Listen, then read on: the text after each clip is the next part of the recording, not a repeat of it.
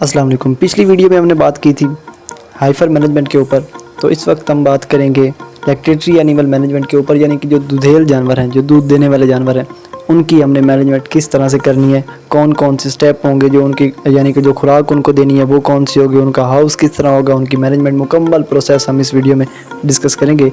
तो इसके जो फेजेस होते हैं लाइव स्टॉक के अंदर, वो 5 फेजेस होते हैं लैक्टेटिंग प्रोसेस के।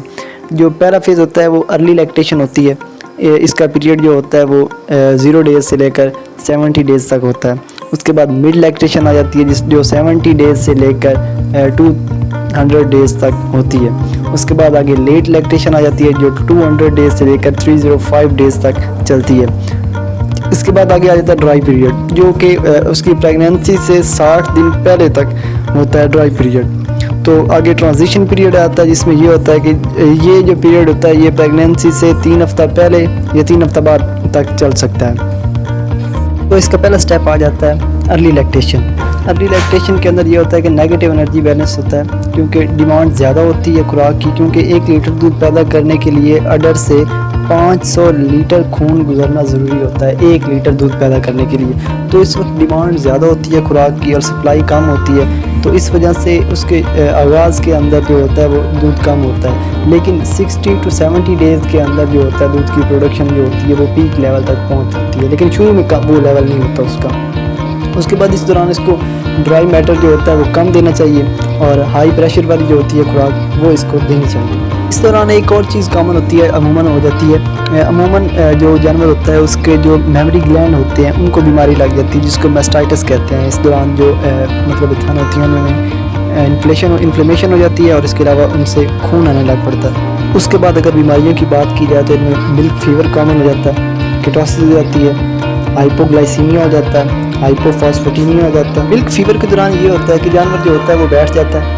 और अपनी गर्दन को मोल्ड कर लेता है, यानी कि इकट्ठा होकर बैठ जाता है। उसका टेम्परेचर जो होता है 98 डिग्री सेंटीग्रेड होता है और थोड़ी देर में उसका मरने का चांस होता है। कैल्शियम की कमी होती है काफ़ी, इसके लिए बेहतर है उसको कैल्शियम की बोतल लगाएं बर वक्त, और अगर बोतल अवेलेबल ना हो तो उस वक्त एक अल्टरनेट हम तरीका इस्तेमाल करते हैं कि हम चूना लेकर उसको पानी में डालकर, तो जब थोड़ी देर में चूना नीचे बैठ जाए तो ऊपर वाला जो पानी होता है वो अगर हम उसको पिला दें तो उसकी जो कैल्शियम की कमी होगी वो पूरी हो सकती है। इसके बाद अगर बात की जाए हाइपोग्लाइसीमिया की, तो इसमें ग्लूकोज का जो लेवल होता है वो लो हो जाता है। अमूमन लेवल जो होता है वो 50 to 60 मिलीग्राम पर DM होता है। तो इस दौरान इसके इलाज के लिए ये किया जाता है कि इसको ग्लूकोज की ड्रिप जो होती है वो बर वक्त लगानी चाहिए। अगली बीमारी जो यहाँ पर आ जाती है वो है हाइपोफॉस्फेटीमिया। इसके अंदर ये होता है कि लॉस ऑफ फास्फोरस हो जाता है।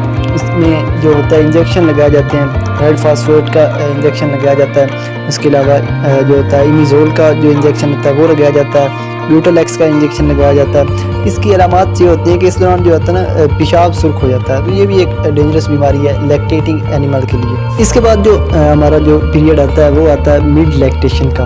मिड लैक्टेशन के अंदर हमें चाहिए कि इसको लाजमी तौर पर प्रेगनेंट करें, इसके अंदर इसको प्रेगनेंट करना लाजमी होता है इस एरिया के अंदर। तो उसके बाद अगर बात की जाए लेट लैक्टेशन की, ये अगला इसका आ जाता है स्टेप। इसके अंदर ये करना चाहिए कि जो ग्रीन पाउडर होता है वो इसका बढ़ा देना चाहिए, यानी कि जो चारा सब्ज़ चारा होता है वो बढ़ा देना चाहिए, जबकि जो वंडा है वो कम कर देना चाहिए। इसके बाद आ जाता है इसका ड्राई पीरियड। ड्राई पीरियड के हमने ये करना होता है कि इसमें हमने उसका जो दूध निकालना होता है वो कम करना चाहिए, और इसको ये नहीं करना कि एकदम से हमने रोक देना, इस तरह बिल्कुल भी नहीं करना। मतलब आप ऐसा करें कि आधा दूध निकालें आधा छोड़ दें, फिर आहिस्ता आहिस्ता बिल्कुल बंद कर दें, यानी कि स्टेप बाय स्टेप आपने उसका दूध निकालना कम करना। इस ड्राई पीरियड में ये होता है कि एक दफ़ा जो सेल होते हैं वो डीजनरेट होते हैं, यानी ख़त्म हो जाते हैं। उसके बाद सेल रीजनरेट होते हैं, दोबारा बनते हैं और एक पावर के साथ बनते हैं, जिसके में ये होता है कि आने वाले अरसे के अंदर उसकी जो लैक्टेशन पावर होती है वो बढ़ जाती है।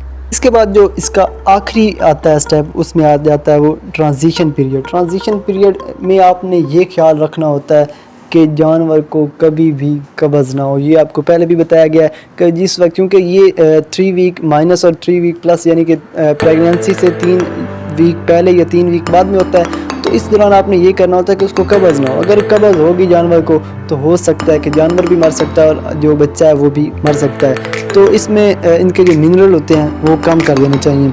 उसके अलावा डिकेट डाइट जो नेगेटिव होती है, नेगेटिव आयंस जो होते हैं वो इनको देने चाहिए, जबकि पॉजिटिव आयंस वाली खुराक इनको बिल्कुल भी नहीं देनी चाहिए, जैसे मैग्नीशियम हो गया, फास्फोरस और दीगर डाइट्स जो होती हैं वो इनके लिए ज़रूरी होती हैं, जबकि इनको पॉजिटिव डिकेट डाइट होती है वो बिल्कुल भी नहीं लेनी चाहिए।